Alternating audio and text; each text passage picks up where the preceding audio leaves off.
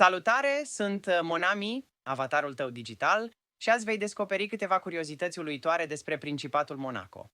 Monaco este al doilea cel mai mic stat din lume, după Vatican, întinzându-se pe doar 2 km. Cu o populație de aproximativ 38.000 de oameni, are cea mai mare densitate de locuitori la nivel global.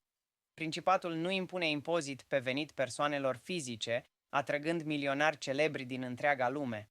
Această politică fiscală liberală a creat o comunitate extrem de bogată și elitistă. Monte Carlo e inima glamourului monilitiesc, faimos pentru cazinoul său grandios deschis în 1863. A devenit simbol al luxului și eleganței, apărând în filme celebre cu James Bond. Pe stânca Monaco sus se află Palatul Princiar, reședința familiei Grimaldi din 1297. În fiecare zi are loc o ceremonie militară de schimbare a gărzii, atrăgând mii de vizitatori. Circuitul de Formula 1 de la Monte Carlo e unul dintre cele mai provocatoare din lume, cu străzi înguste și viraje strânse. Marele Premiu de Monaco datează din 1929 și rămâne cel mai prestigios din calendar.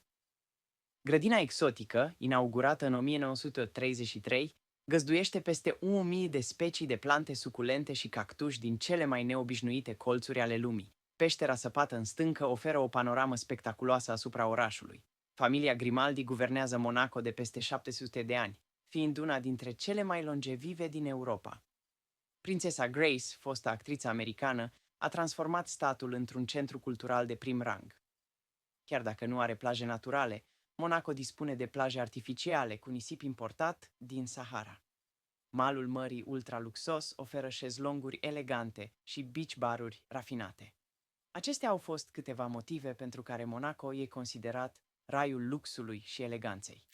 Dacă ți-au plăcut, dă like și abonează-te pentru mai multe curiozități fascinante.